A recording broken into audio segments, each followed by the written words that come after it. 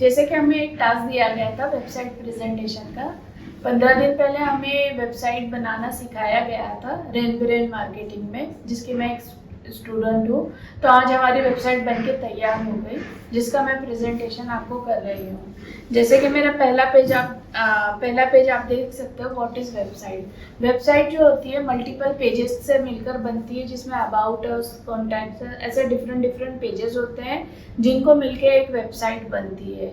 और वेबसाइट के 2 पार्ट होते हैं, डोमेन और होस्टिंग। तीसरा पेज ये है स्टेप ऑफ वेबसाइट। जिस स्टेप ऑफ वेबसाइट में सबसे पहला पॉइंट है कॉम्पिटिटर रिसर्च। किसी भी चीज़ को बनाने से पहले उसकी रिसर्च करना ज़रूरी है। ये हमने आकर रेन मार्केटिंग में सीखा है।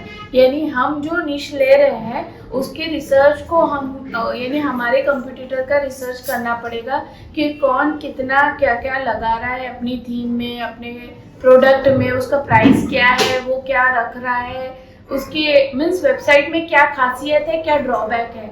ये हम इस कॉम्पिटिटर रिसर्च में हम सीखते हैं। फिर ये रिसर्च करने के बाद दूसरा स्टेप होता है वर्डप्रेस जो ऐसा प्लेटफॉर्म है जिस पे हम अपनी वेबसाइट बनाते हैं और उसके द्वारा हम अपनी वेबसाइट को प्रेजेंट करते हैं। जैसे उसमें सबसे पहला काम होता है थीम सिलेक्शन। थीम सिलेक्शन ऐसा डिफिकल्ट टास्क है जिसमें हम जैसे ही वर्डप्रेस खोलेंगे तो थीम सिलेक्शन आता है। थीम सिलेक्शन में डिफरेंट टाइप के अट्रैक्टिव थीम मिलेंगे, जिसमें कुछ पेड होते हैं, कुछ फ्री होते हैं।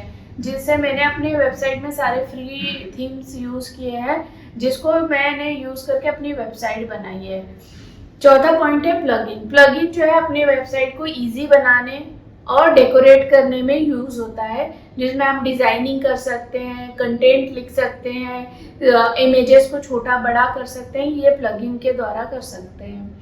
जब थीम हम सिलेक्ट करते हैं, थीम सिलेक्ट करने के बाद हमें उस थीम का डेमो डेटा चेक करना पड़ता है। ये सबसे डिफिकल्ट टास्क होता है कि डेमो डेटा जब तक उसका सही आता नहीं है, हमें वो वेबसाइट बनाने में बहुत दिक्कत जाती है। जब अगर डेमो डेटा सही हो गया तो हमारी वेबसाइट जो है आराम से बनने लग जाती है।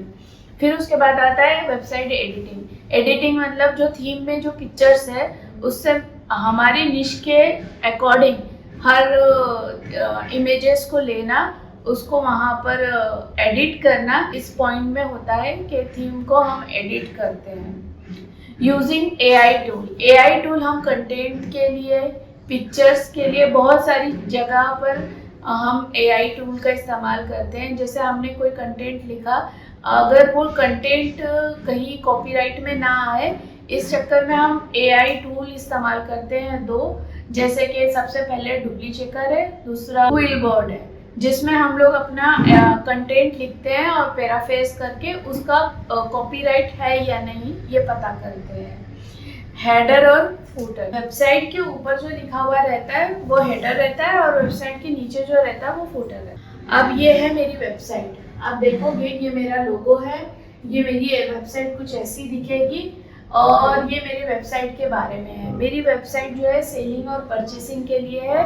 कैट से रिलेटेड सेलिंग और परचेसिंग के बारे में ये वेबसाइट है, जिसमें अगर कोई दूसरा ये भी है कि आप मुझसे कंसल्टेशन भी ले सकते हैं। इस वेबसाइट में पूरा ये बताया गया है। और प्रॉब्लम क्या क्या है, ये वेबसाइट बनाने में मुझे प्रॉब्लम तो कुछ आई नहीं, क्योंकि मैं हमेशा अपने आप को लर्निंग मोड में रखती रही। क्योंकि एक्चुअल में मैं इस इरा से ज़्यादा फ्रेंडली नहीं रहने की वजह से हर चीज़ मुझे रेन ने सिखाई है। तो हर बात के लिए सर मुझे सपोर्ट करते थे, जिसको मैंने सीख के ये वेबसाइट बनाई है। तो इस वजह से मेरी वेबसाइट अच्छी और बहुत बेहतर बनने में मदद मिली है। इसलिए मुझे कोई भी इसमें प्रॉब्लम अभी तक तो नहीं आई। अब मैं आपको अपनी वेबसाइट दिखाऊंगी। जैसे कि देख सकते हैं आप, ये मेरा वेबसाइट है जिसमें होम है, कैट्स की ब्रीड है, इसमें कस्टमर रिव्यू है, कॉन्टैक्ट्स है और अवेलेबल किटन, अबाउट अस। सबसे पहले मैं अपना होम दिखाऊंगी आपको।